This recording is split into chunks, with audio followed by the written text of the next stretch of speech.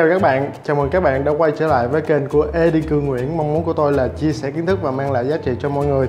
Ngày hôm nay Cương sẽ giới thiệu cho các bạn một món nâng cao về món cá hồi. Đó chính là món cá hồi 40 độ. Nguyên vật liệu hôm nay chúng ta gồm có cá hồi, wasabi, muối tiêu, hạt ngò rí, củ cải đường, cooking cream, salad son, và đặc biệt là mình phải có cái xanthan gum này ha. Xanthan gum này nó là một cái phụ gia để làm cho sốt của mình nó dày hơn. Nó hỗ trợ lại cái phần mà gluten trong những cái sốt mà không thiếu gluten đó, nó thiếu độ kết dính và nó thiếu độ dày thì mình sẽ cho xanthan gum này vô ha. Thì đây là một cái nguyên liệu mà ít người biết đến. Thì hôm nay Cương sẽ hướng dẫn các bạn sử dụng xanthan gum sao cho chính xác. Xanthan gum nó có rất là nhiều lợi ích về cho sức khỏe. Thứ nhất là nó giảm cái lượng đường trong máu của mình. Nó giúp ích cho những người mà bị tiểu đường, ngăn ngừa ung thư, đồng thời cũng là giảm cholesterol luôn ha. Nó rất là tốt. Ok, hôm nay chúng ta sẽ nghiên cứu về xanthan gum ha, làm sao để nó mà làm ra một món ăn xịn sò cùng với xanthan gum. Để làm món cá hồi 40 độ này chúng ta cần có sous vide. Thì hôm nay Cương sử dụng sous vide của hãng Biolo Mix. Đó, thì giá thành thì cũng thấy cũng rất là tốt. Các bạn có muốn mua cái sous vide này thì click vào link bên dưới nha. Ok, nào chúng ta cùng bước vào sơ chế nguyên vật liệu nha.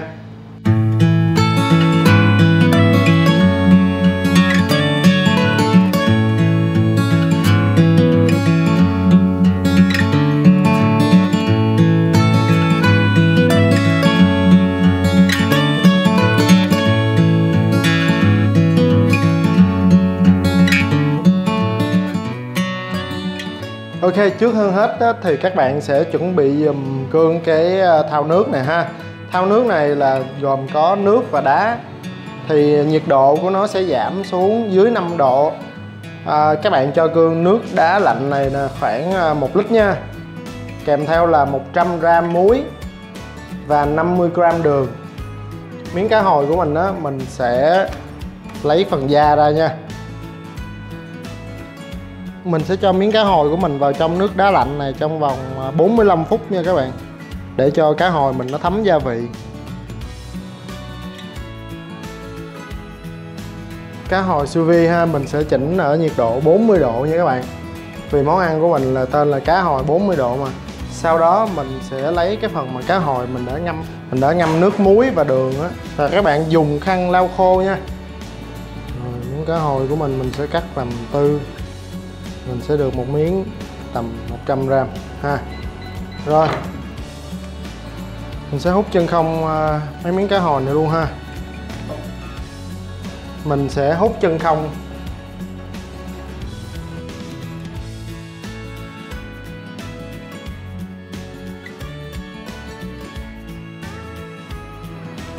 Rồi khi mà nhiệt độ nước của mình đã được 40 độ như vậy nè các bạn, mình sẽ bắt đầu mình nấu cái cá hồi của mình ha. Các bạn cho cá hồi vào trong đây.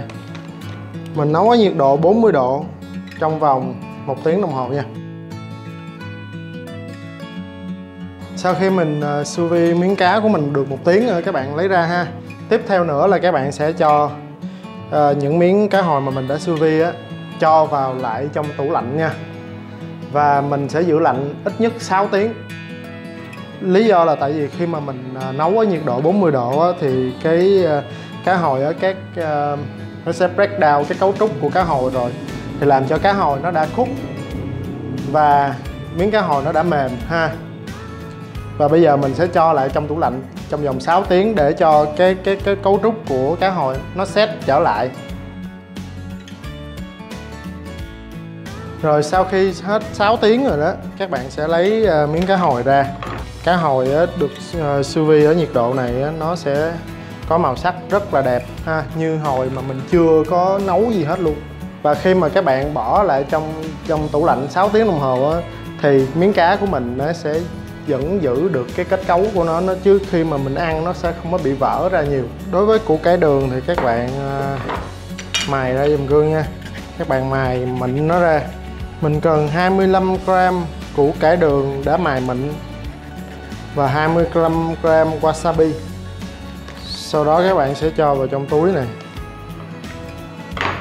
cả wasabi luôn. Rồi tiếp theo các bạn sẽ cho 350g kem mà loại dày ấy nha các bạn, còn gọi là heavy cream á. Bạn cho vào trong túi này luôn, cho vào trong túi như thế này. Các bạn seal lại và các bạn đem đi cất đi. Các bạn bỏ vào trong tủ lạnh trong vòng 24 tiếng nha. Các bạn để trong tủ lạnh 24 tiếng thì càng để lâu á thì cái cream này nó sẽ càng cay. Cái wasabi và cái củ cải đường đó, nó sẽ làm cho cái cream này nó sẽ cay hơn. Rồi khi mà mình ăn cái cá hồi của mình á, cái vị cay này nó sẽ hỗ trợ cho cái món cá hồi của mình ha. Rồi bây giờ mình sẽ mang cái này bỏ vào trong tủ lạnh 24 tiếng nha. Rồi cái hỗn hợp này nè, sau khi mà mình ngâm 24 tiếng rồi á, mình sẽ lấy ra và cho vào trong đây. Rồi tiếp theo mình sẽ cho 0,4g satin gum kèm theo 4g muối. Mình sẽ đánh hỗn hợp này lên ha.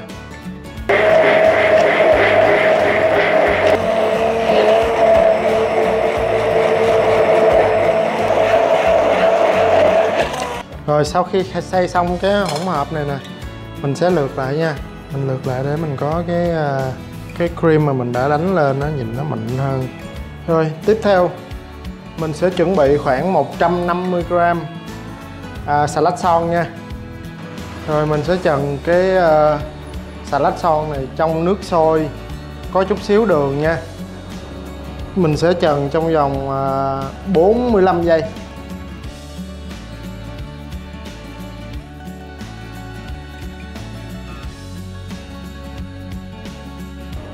Cho liền vô nước đá lạnh nha các bạn. Rồi bây giờ mình sẽ đem đi xay luôn. Đối với lại cái salad son của mình ở đây là 200g thì cái tỷ lệ mà satin gum so với lại salad son sẽ là 0,1%. Hồi nãy là mình bỏ 150g salad son rồi, khi mà luộc lên thì trọng lượng của nó lên thành 200 ha. Thì cái satin gum này nè mình sẽ cho 0,2. Mình sẽ add thêm 2g muối nữa nha. Ok, bây giờ mình sẽ mang cái này đi xay nha.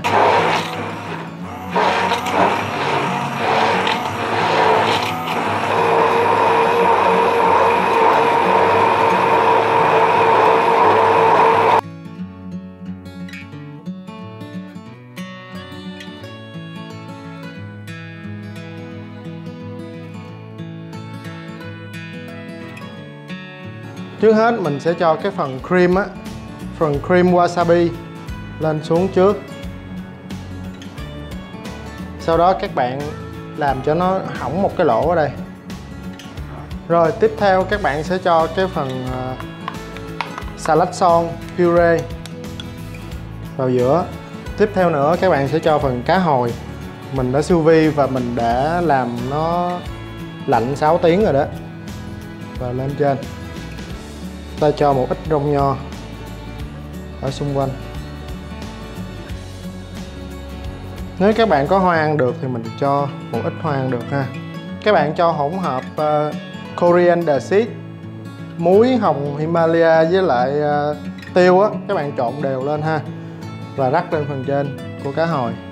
Cuối cùng thì chúng ta sẽ cho một ít trứng cá hồi lên trên. Mình cũng chỉ cho các bạn cách trang trí khác luôn ha. Mình có thể trang trí theo kiểu này nữa ha, tùy theo ý thích của mọi người.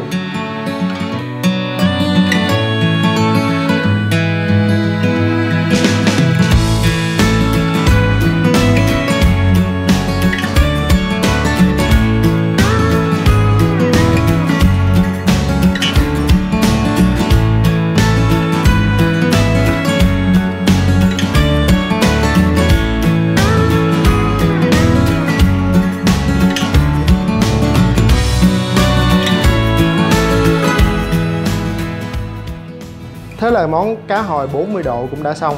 Các bạn có thấy dễ không? Chúc các bạn thành công với món ăn này.